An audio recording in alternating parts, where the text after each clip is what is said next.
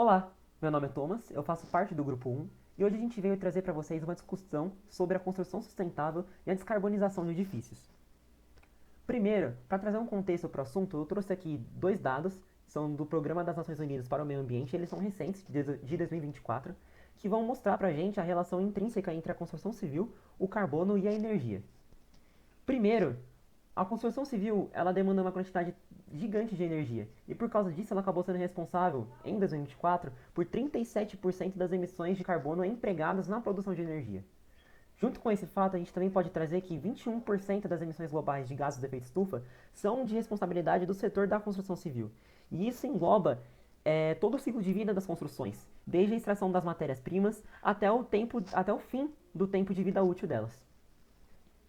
Agora, com o pontapé inicial dado, nós vamos trazer para vocês nesse vídeo a ODS trabalhada e discutida em relacionada à construção civil, o diagnóstico e o histórico do problema, exemplos práticos, políticas públicas de solução e a nossa conclusão sobre o assunto.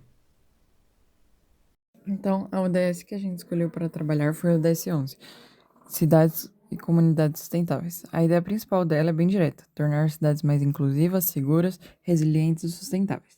E a gente escolheu esse objetivo porque a construção civil está no centro de como todas as cidades crescem.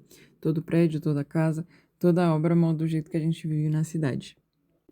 E aí, dentro da ODS 11, a gente quis focar em duas metas específicas, a 11.3, que fala sobre aumentar a urbanização de forma inclusiva e sustentável até 2030, e também fortalecer o planejamento e a gestão dos assentamentos humanos, ou seja, não só construir mais cidades, e sim planejá-las. E a segunda meta escolhida foi a 11.c. Ela fala sobre apoiar os países menos desenvolvidos com assistência técnica e financeira para que eles consigam construir de forma sustentável e resiliente, usando materiais locais. E essa meta é muito importante para a gente porque ela mostra uma coisa: sustentabilidade na construção não precisa ser sinônimo de tecnologia cara ou importada. Dá para pensar em soluções mais acessíveis, com material e mão de obra próprias da região. E é aqui que entra o nosso recorte, na verdade. Quando a gente fala em descarbonizar edifícios, a gente está falando exatamente disso, colocar essas duas metas em práticas. Porque não dá pra gente ter uma cidade sustentável sem repensar o jeito que a gente constrói, com que material a gente constrói e principalmente para quem a gente constrói. Essa é a ideia de raciocínio que vamos seguir no resto do vídeo. Para tratar do problema da descarbonização de edifícios, é preciso entender primeiramente os tipos de emissão de carbono na construção civil. O carbono incorporado corresponde ao carbono emitido durante os processos de fabricação, extração e transporte dos materiais da construção civil, como tijolos, cimento, concreto, aço, vidro, entre outros. Além disso, também faz parte do carbono incorporado as emissões decorrentes da construção em si. Já o carbono operacional é aquele que resulta de todo o uso diário de uma construção depois de finalizada, como na climatização, iluminação e manutenção de um edifício, sendo assim o carbono incorporado relacionado principalmente ao consumo de energia. É válido ainda mencionar que apenas o cimento sozinho corresponde a 8% das emissões de gás carbônico no mundo. Avaliando todos os processos envolvidos na construção e uso das edificações, se torna visível o grande consumo energético do setor da construção civil. Essa questão se torna um problema quando analisamos que a maior parte das fontes energéticas atualmente ainda são poluentes, liberando grandes quantidades de gases do efeito estufa na atmosfera. Em relação ao histórico do problema, o importante marco para a construção civil, quando falamos em emissões de carbono e consumo de energia, é o desenvolvimento do cimento Portland em 1824, na Inglaterra. Porém, é importante ressaltar que muito antes disso já existiam, relacionados a esses problemas, práticas de extração e transporte de materiais para diversas técnicas construtivas. Outro ponto a se considerar é a tendência histórica da intensa e constante demanda por construções, devido ao crescimento populacional e ao desenvolvimento urbano, que implicam na necessidade de edificações e obras de infraestrutura nas cidades. Diante disso, aqui evidenciamos a grande contribuição do setor construtivo para as emissões de carbono e, consequentemente, a degradação ambiental. Um dos principais obstáculos para a resolução desse problema é o fato de que as práticas e as tecnologias necessárias para tal, inicialmente, são de alto custo. Em vista disso, a mudança nas atividades empregadas na construção civil é mínima, mesmo diante da necessidade de desenvolvimento sustentável, dificultando a solução desses problemas. Diante desse cenário, veremos quais soluções e políticas viáveis existem. Para conseguir enfrentar o problema de emissão de carbono e uso de energia, a gente propôs duas soluções, que é substituir os materiais construtivos e diminuir a demanda de energia dos edifícios.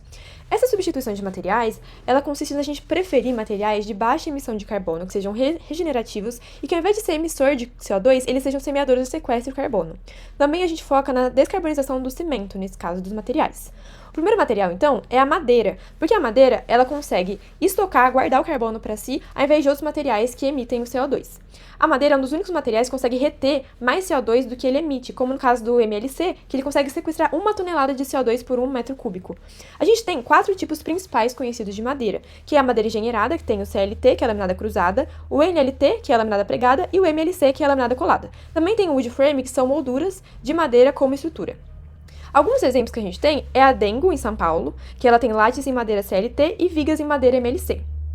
Outro exemplo é a Escola Fazenda de Canoanã, que é no Tocantins, e ela tem uma estrutura toda de madeira laminada colada. Também temos o Parque Una, que é em Uberlândia, que ele tem um sistema estrutural de pilares e vigas curvas em MLC. Esse edifício, ele fica na Noruega e ele é o segundo edifício mais alto de madeira com 85 metros de altura e 18 andares. A madeira também pode ter alguns desafios relacionados à importação de produtos, falta de mão de obra e limitação logística, e um desafio social que associa a madeira à baixa durabilidade. Outro material de baixo impacto é o bambu, que assim como a madeira, ele consegue armazenar o CO2 na estrutura ao invés de emitir. Tem várias espécies de bambu que elas são estruturais, então elas conseguem ser usadas para vigas e elas conseguem ter nós e se encaixar entre si. Alguns exemplos de bambu tem a Catedral da Colômbia, que é uma estrutura interna feita totalmente de bambu.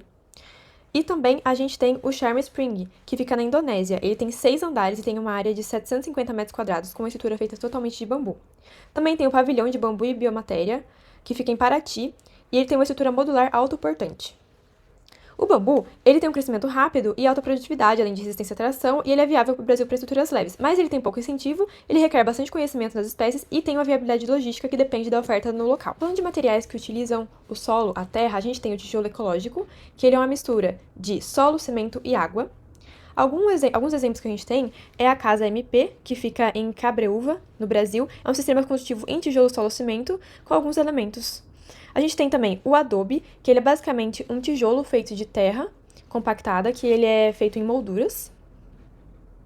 Exemplos de adobe, a gente tem a Casa Estrela, que ela fica em Minas Gerais, é uma estrutura feita de adobe e bambu. A gente tem também o pau a pique, que também é conhecido como taipa de mão, que ela é feito dessa forma, então a gente tem alguns bambus e você coloca a terra no meio. Um exemplo de construção de pau a pique é essa casa, que ela foi feita com parede estrutural, em São José dos Campos, em São Paulo. Outro material também é a taipa de pilão. A taipa de pilão, ela é a mesma ideia da taipa de mão, só que ela é feita com terra compactada, que ela fica sendo pilada até ela formar essa camada, e essas camadas elas são sobrepostas. Um exemplo é o Centro de Produção de Alimentos Orgânico, que fica lá na Suíça. A de construções de terra, ela tem a questão de reaproveitamento, conforto térmico e mitigação ambiental, mas tem o preconceito histórico que associa a terra à precariedade, falta de normas e falta de estudo na área. Outra solução é descarbonizar a cadeia do cimento, diminuindo a quantidade de clinker, que é a parte mais poluidora do cimento, adicionando outras soluções, como a argila calcinada. Nesse caso, apesar de ele ter uma menor questão de emissão de carbono, esses novos insumos eles podem apresentar baixa reatividade inicial e ele pode aumentar o tempo de cura, aumentando o tempo total da obra. Agora, ficando na solução de diminuir a demanda de energia dos edifícios, a gente foca em levar a energia no máximo perto do zero de demanda. Para isso, a gente tem a estratégia de design passivo, que a gente pode ter ventilação natural ao máximo, como ventilação cruzada, para que a gente não tenha que ter resfriamento artificial dentro do edifício. A gente também tem a iluminação natural, então a gente foca na iluminação natural quando a gente está projetando o edifício, para que não precisa usar iluminação artificial durante o dia a dia.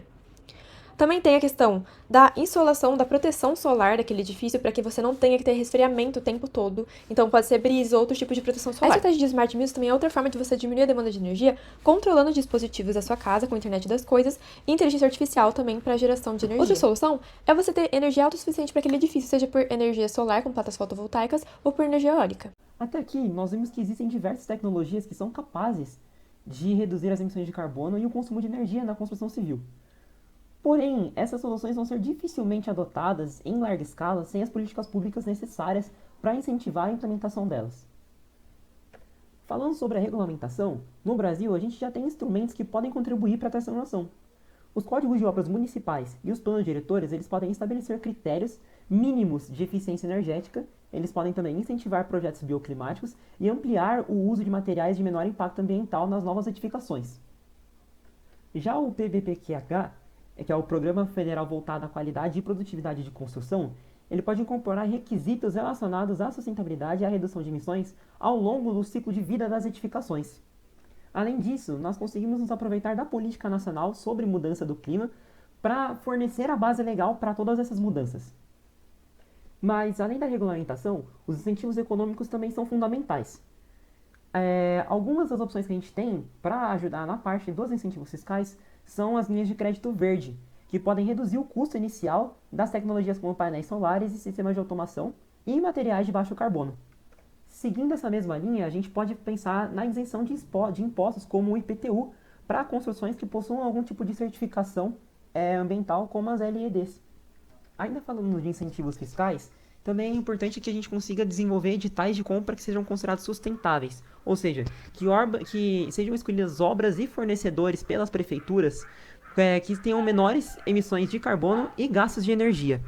Todas essas ações dialogam diretamente com a meta 11C dos Objetivos de Desenvolvimento Sustentável, que destaca a importância da assistência técnica e financeira para que países em desenvolvimento consigam construir cidades mais sustentáveis.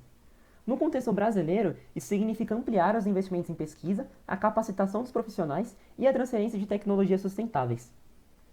Falando no cenário internacional, as iniciativas como o Acordo de Paris, a Rede C40 CITES e as agendas voltadas para edifícios NZBs reforçam também a descarbonização da construção civil como um compromisso global.